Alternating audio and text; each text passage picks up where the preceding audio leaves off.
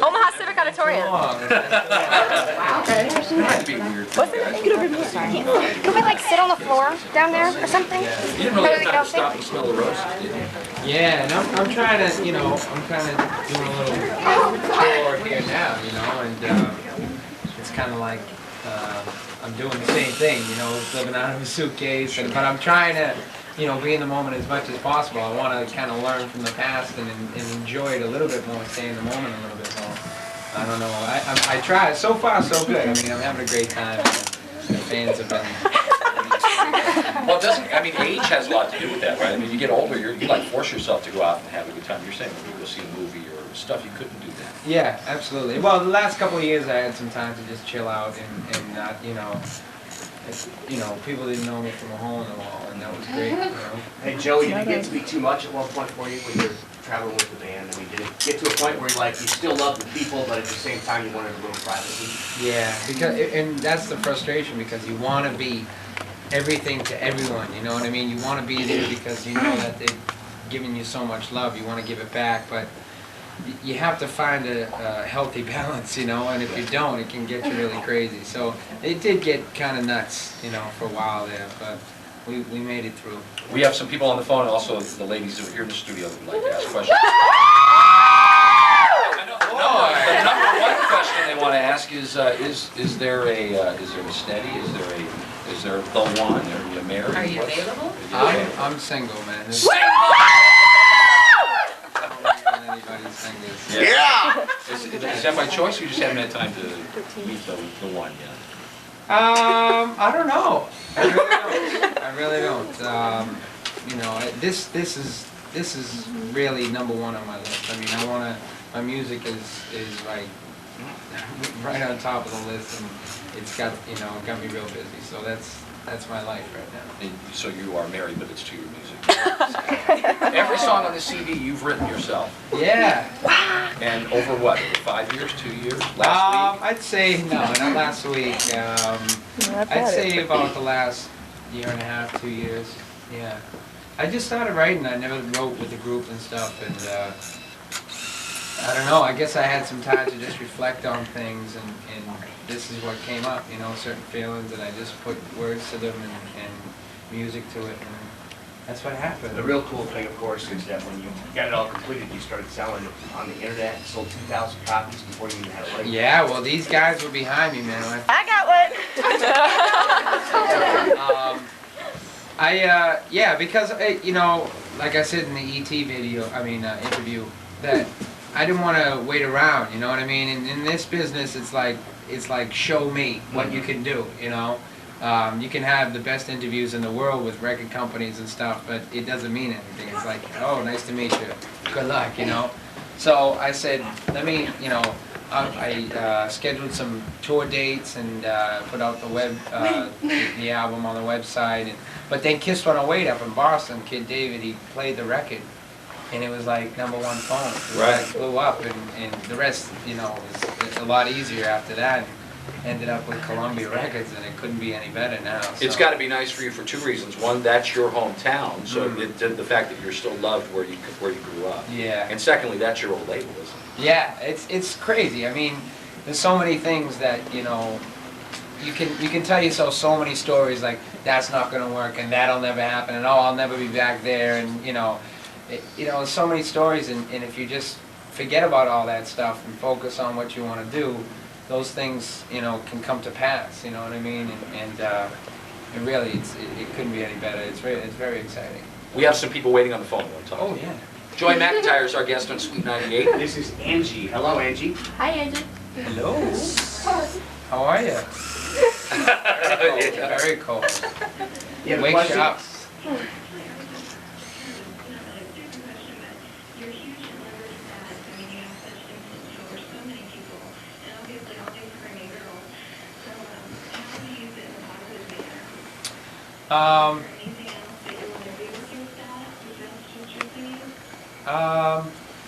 Well, I think, you know, it takes a lot of energy. I mean, you know, it can seem like, well, not an important thing. I mean, obviously, you know, it's a good business, and when you have a hit record, you stand to make, you know, a lot of money and all that stuff. But you know, it's what I do, and I'm lucky because of that. But I try to, you know, sing songs that mean something. And like, for instance, my first single, "Stay the Same," you know, it says a lot about, you know, it's kind of an inspirational song, and a lot of people have been touched by it. So when that can happen, that's a beautiful thing. You know, you can get everything all at once. You know what I mean? And so I'm just trying to give back and be a good performer and try to be, you know, be there for the fans and give back as much as I can. And then after that, you know, someone else has to judge it. It's working, you're doing a good job. Song ready to go. We thank you so much for the call, and have a great day today. Now, we have some people here who have gotten here extremely early, some who have driven from as far away as Kansas. So we're going to take some questions here live in the studio, but first, all the talk about the music, let's hear the music. Stay the Same, and Joey McIntyre on Sweet 98. He's 26. Okay, who wants to ask a question? Okay, there, one. Who else? Back to back? I'm gonna we take like three here. I'm gonna go get a long mic cord and take a studio mic so I can stand. That way we don't have to shuffle around. Excuse me, ladies. Sorry. Love you. I'm looking forward to it. Well, I do have one more question. On the song "I Cried," was that written for Nina? Because when I heard it, for some reason, it just made me think of what the two of you must have been like when you broke up. No songs are. He's going to set up dedicated to any one person. he's getting a long mic cord. He's going to take one out for the people. Did you bring it in with you? Any CDs with you? What's that? Did you bring any CDs with you? No worries. No, sorry. Don't send for the internet. Yeah, I hate video games. This is my birthday present, and I had to bring it. She's been waiting 13 years to make this video. Bye. And the name of the album. I'm sensing a theme here. That's going to be Yeah. Keep it simple too. All right. Keep it simple and stay the same. And all the songs on the album are written by you. Tell us about your band. Well, I was supposed to be rehearsing right now with my band, but they're rehearsing. I'm out on. They call, by the way, they're really pissed. Oh, man. All these women are here and they're there. I'm kind of, I feel the same way because I wish I was sort of back there getting ready, but I'm going to have a few days to get ready, and I got some shows back in Boston and New York, and so I'm excited to be back on stage. That's what it's all about. Right. Now, do you actually play musical instrument, or do you mainly sing? No, I'm a song and dance man. I don't really play. I mean, I play the piano a little bit, but not enough. You have a theatrical background from way, way back when, don't you? Well, I started in the theater. My whole family's in theater, and hi. Excuse me. And my whole family was into theater, and that's how I started. You know, so musicals and theater, it's all the same thing to me. You know. So. Were there anything we would know that you did when you were really young? Oh yeah, I did all the like Oliver and Music Man. And Give us a line from Oliver. Do the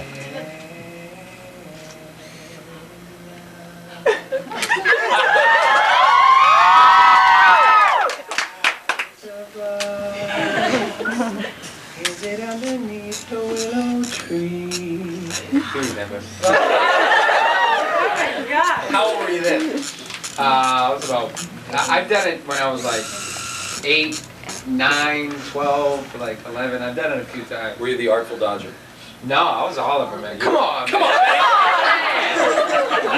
I was the man. I just want to hear you say Artful Dodger. The Artful Dodger. We have some people in the audience who have been waiting patiently. They would like to ask you some questions. I think Farley is coordinating that as we speak. Okay, somebody step up. Yeah, I'm and ask trying to Joey get whatever your through. question is. Come Excuse on, me. grab a mic and go. All right, who's first? I have both. I'll go first, hands Farley. in the front. Who was it? Come on up. She's not shy. No, not at Okay, that's my question.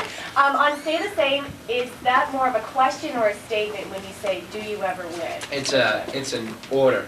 It's a demand. It's kind of like when when your kids has a bad day or something, and you know, you take him by the face and you say, "Don't you ever wish you were someone else?" It's like that, you know what I mean? It's not, you know, a question. But yeah, it's kind of you know, the first time people hear it, it's like, yeah, I wish I was someone else. But I said, no.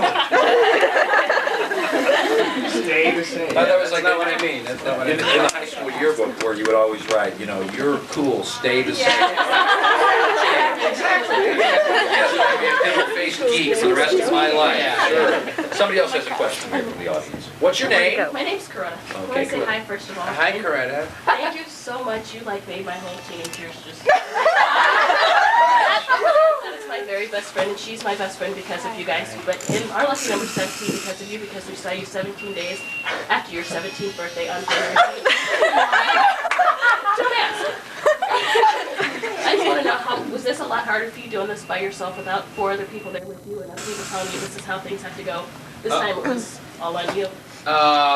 Yeah, I mean, it was much more like, you know, learn as you go. You know, it was like I was always just that, you know, came in and sang the song and you know, contributed as much as I can. But this time it was all on me. But that's a great challenge and a great experience. And you know, the more I went along, the easier it became. And I mean, I wouldn't call it easy, but see ya. It was a real sound effect.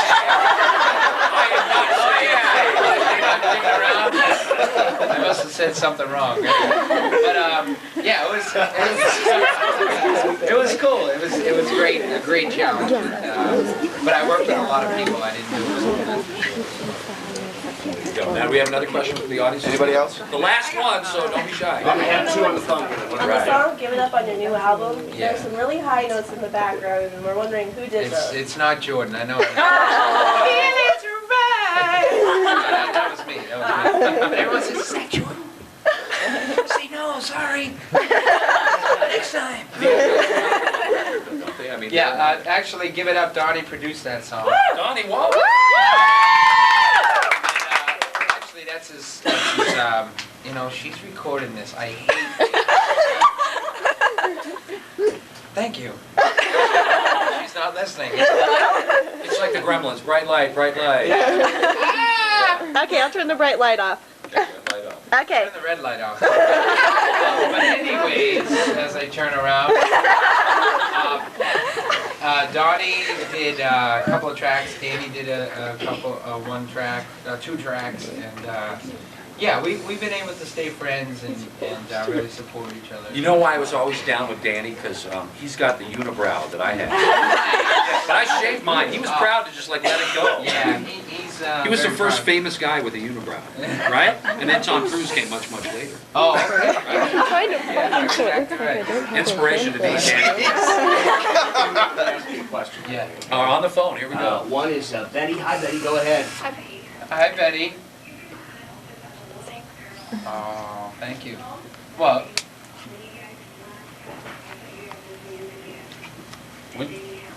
When you were what? When she was depressed. Depressed. Okay. cool.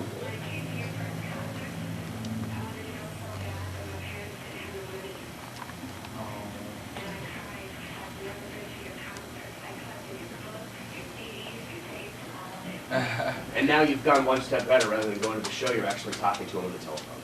There you go. Well, see, the parents of our fans were obviously like huge supporters, and they were the ones that were buying everything. And we would hear it all the time. I spent so much money on it. Give me a autograph, I'll kill you.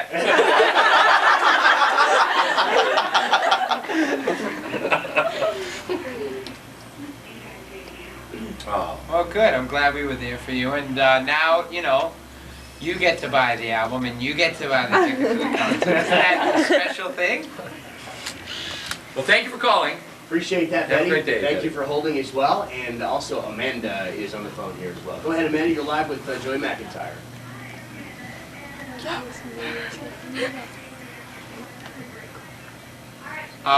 Where are you? She's at recess, I do believe, right now. Where are you? You're in the halls of school. Why don't you yell out? I'm talking to Joey McIntyre.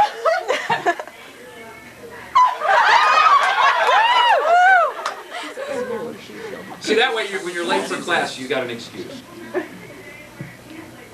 Even better. So what your question was, what again?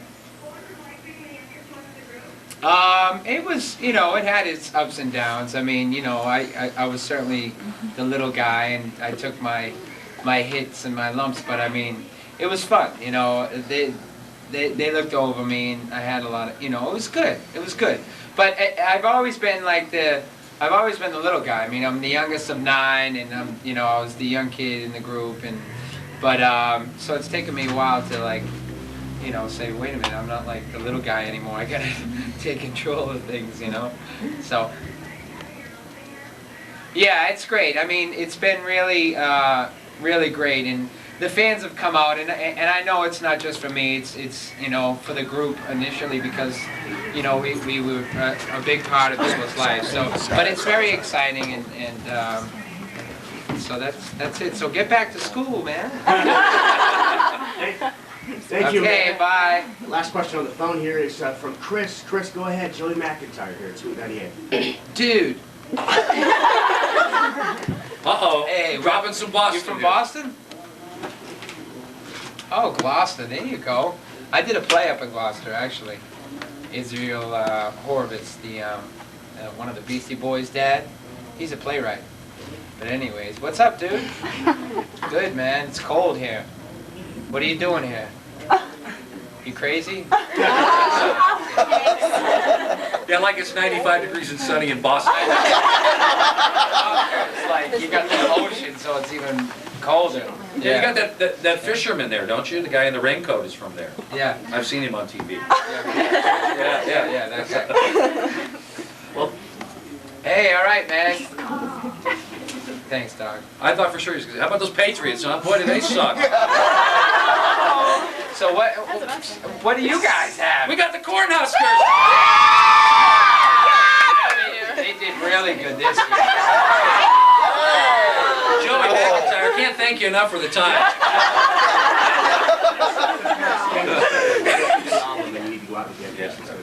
Are you going to tour? You are. Yeah, definitely. Come back to Omaha. Come here. Definitely, because it's important. Every one of these women wants to be there to see you do your thing live for like an hour and a half. I'm gonna try. 2 hours. You put me on the spot here. Yeah. 2 hours. Well, with encores and a little time off. Yeah. Okay. Okay. Well, for what it's worth, you've still got the right stuff, Joey. Yes, you did. Oh, yeah. We say goodbye to Joey McIntyre. And we'll see you next trip, huh? Thanks for having me. Thank you. Thank you, Joey. And listen for the song at Sweet 98, Stay the Same with Joey McIntyre.